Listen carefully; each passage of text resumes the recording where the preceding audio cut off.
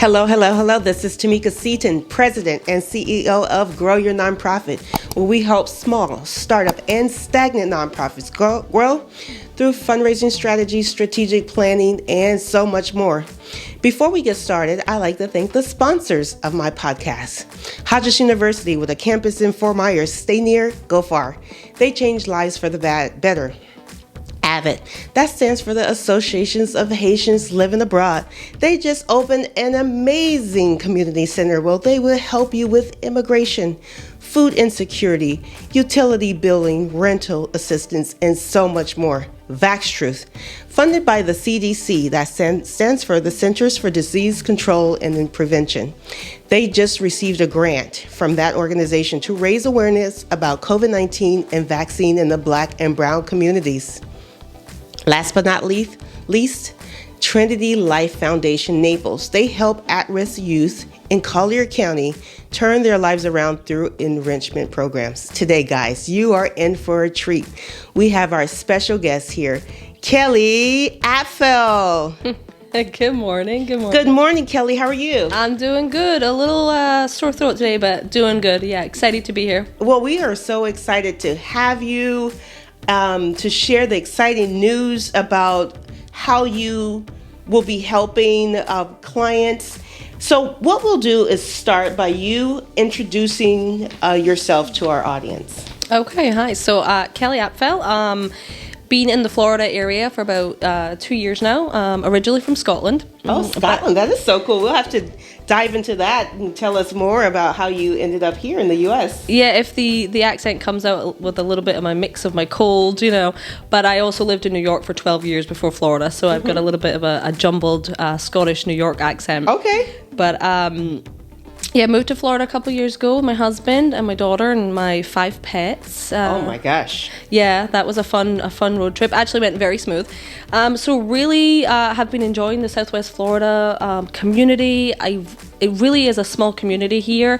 Everybody has been amazing. Obviously, I've had really great professional experience, but made a ton of great friends. Mm-hmm. So yeah, Southwest Florida is definitely a great community for sure. Right. You mentioned that you have 5 pets. What types of pets are these and why? My husband's an animal lover, so I love him for that too. But yeah, we have 3 dogs. Well, actually 4 now. One of my cats just passed. So 3 dogs and now 1 cat. But I have a huge Bernese mountain dog who's like 120 pounds. Oh my gosh. Yeah, 2 pit bull mixes. And the Bernese mountain dog thinks he's the size of a chihuahua. Yeah, I bet. Basically, I mean, constantly has to lay on your feet, sit on your lap.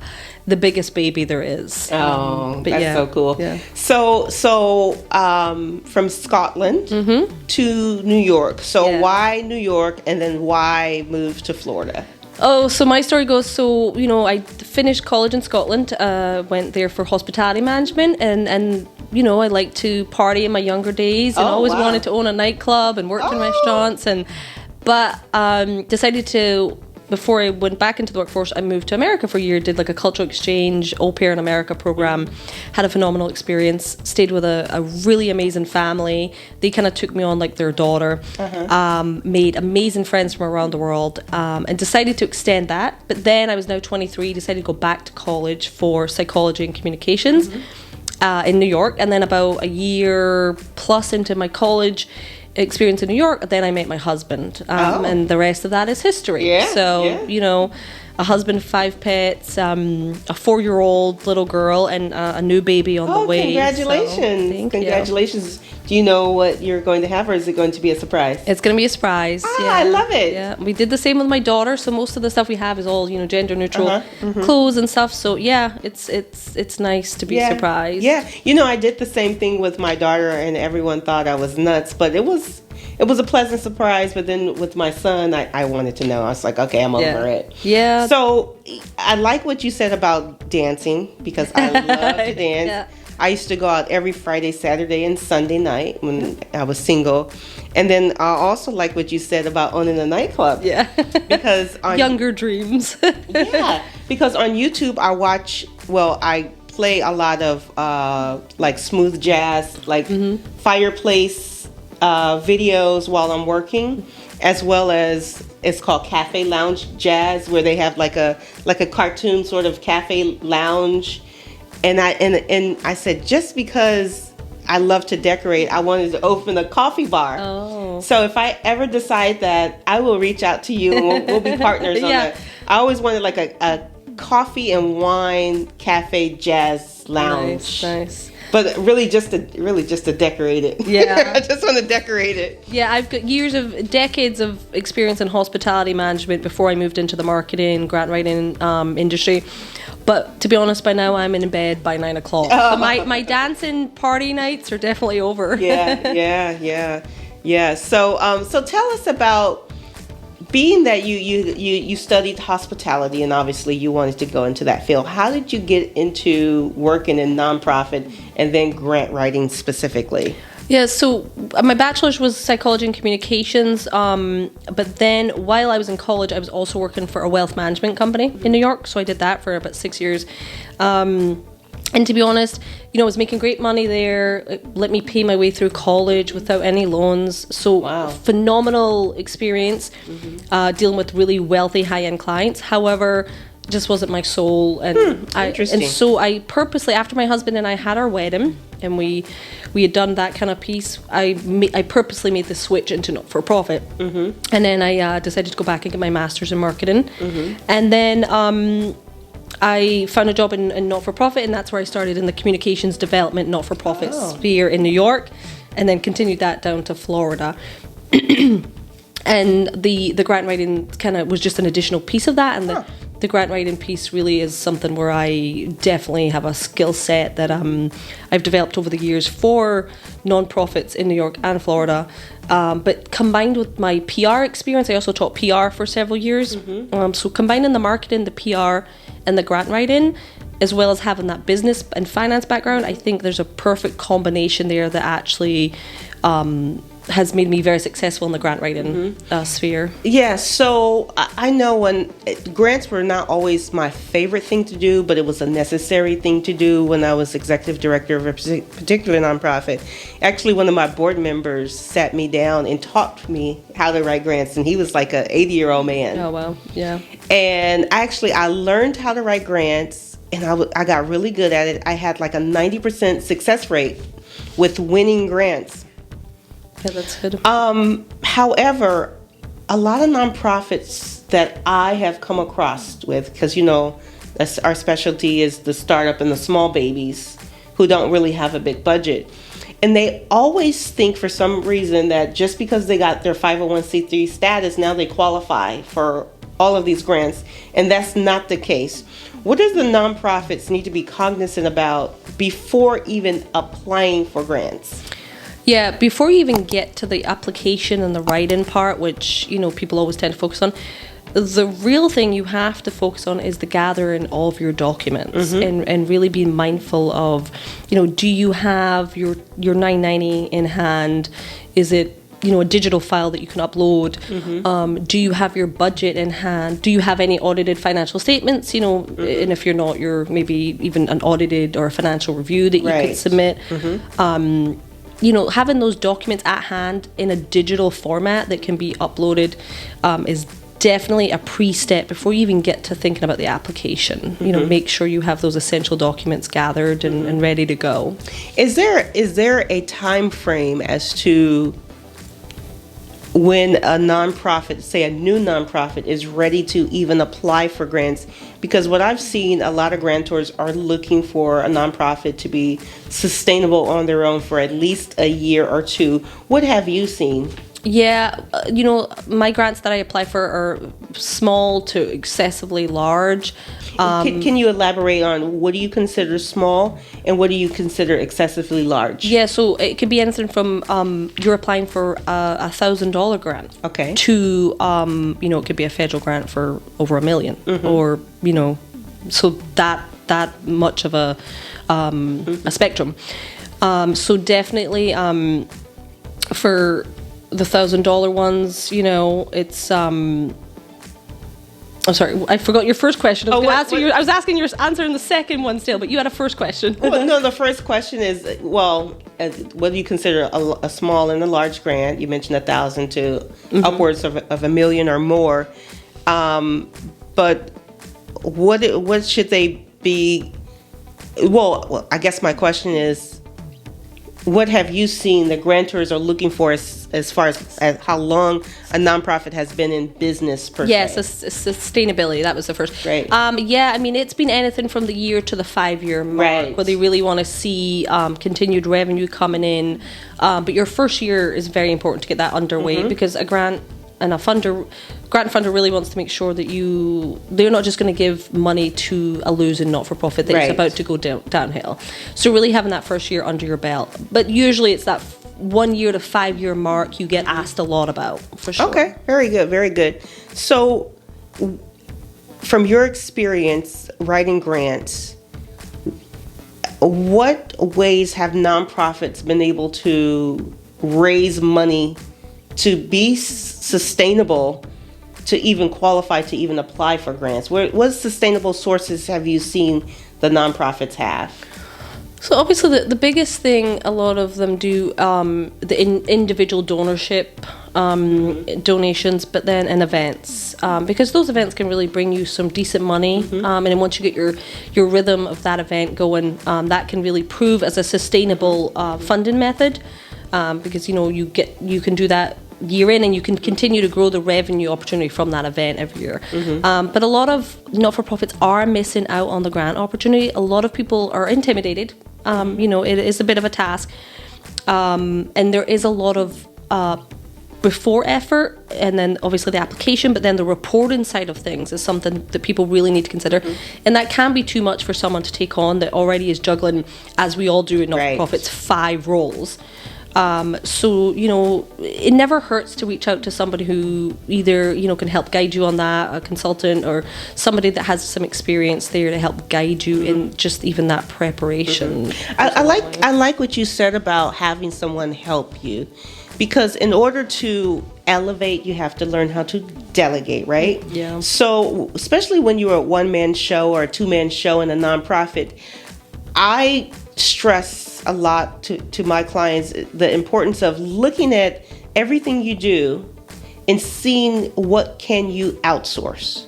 What tasks make sense to outsource so you could focus more on the big picture items, such as donor engagement, donor stewardship, and grants is one of those things that I believe should be outsourced, because it can be very time consuming, right? Yeah, I mean, again, the preparation, the research, making the contact, the application, and then the follow-up and the reporting.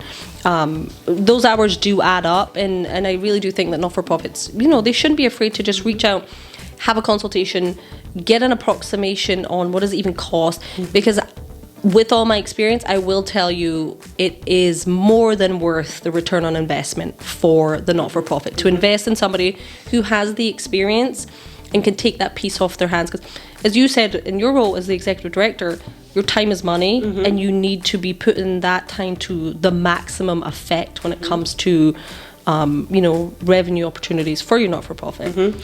Because what's great about donor stewardship and engaging your donors, letting them know the impact their investment in your nonprofit is making, those are more than likely unrestricted funds, whereas grants are restricted funds. Specifically, if you got a grant for a particular program or to build a playground, you have to use that grant funding for that. Whereas if you had a donor who could stroke a check for $50,000 and say you could put it towards your operations, your administration, whatever, and that donor, if you're engaging them, you're thanking them, would more than likely give that donation to you year after year with no grant reporting. Yeah. However, you still want to be engaged and let them know.